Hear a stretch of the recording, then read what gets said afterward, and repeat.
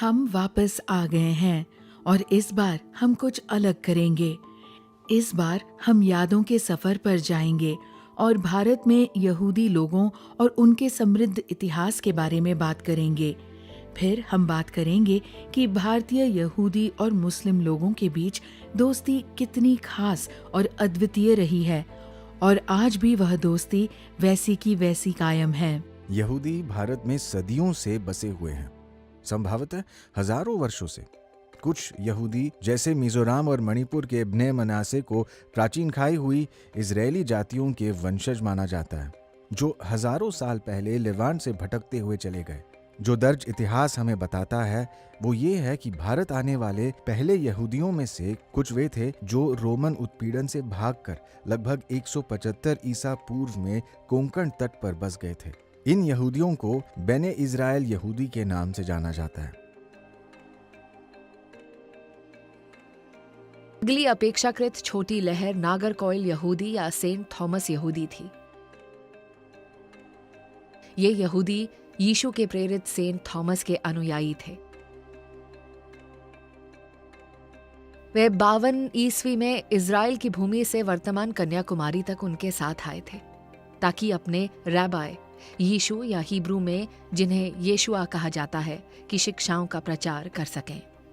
अगला समुदाय जो भारत आया वो थे कोचिन यहूदी, जो 1492 ईस्वी में स्पेन के कैथोलिक्स द्वारा निकाले गए थे। इसके बाद 16वीं सदी में एक और लहर आई जब पुर्तगाली और स्पेनी यहूदी, जो स्पेनिश इंक्विजिशन से भाग रहे थे, भारत पहुंचे और गोवा और चेन्नई में बस गए। इन्हें गोवन यहूदी और मद्रास यहूदी कहा जाता है। 1839 में यहूदी लोगों के एक समुदाय ने ईरान के मशहद शहर में उत्पीड़न और नरसंहार से बचने के लिए पलायन किया और पंजाब में बस गए, जहां उन्हें सिख महाराजा रणजीत सिंह द्वारा स्वागत और सुरक्षा प्रदान की गई। अंत में बगदादी यहूदी 18वीं सदी में इराक से भागकर पहुंचे।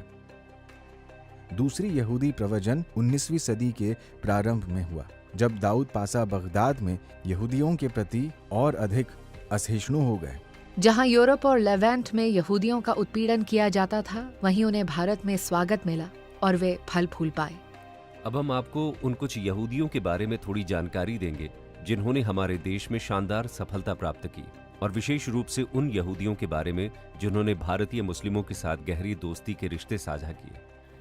गास्पर द गामा, जिन्हें गास्पर द इंडिया के नाम से भी जाना जाता है, एक प्रसिद्ध पुर्तगाली यहूदी खोजकर्ता थे जो अक्सर व्यापारिक अभियानों पर पुर्तगाल और भारत के बीच यात्रा करते थे। वह कुछ भारतीय भाषाएं जानते थे, जिसके कारण पुर्तगालियों ने उन्हें अनुवादक के रूप में नियुक्त किया था। उन्होंने कई भारतीय नेताओं के साथ घनिष्ठ संबंध विकसित किए। हालांकि उनके जीवन के एक समय पर उन्हें अलेक्जेंड्रिया में कैदी बना लिया गया था और भारत में एक गुलाम के रूप में बेच दिया गया था। सौभाग्य से बीजापुर के सुल्तान और गोवा के अरब गवर्नर यूसुफ आदिल शाह ने गास्पर को आजादी दी और उन्हें अपने जहाजों के बेड़े का कप्तान भी नियुक्त किया।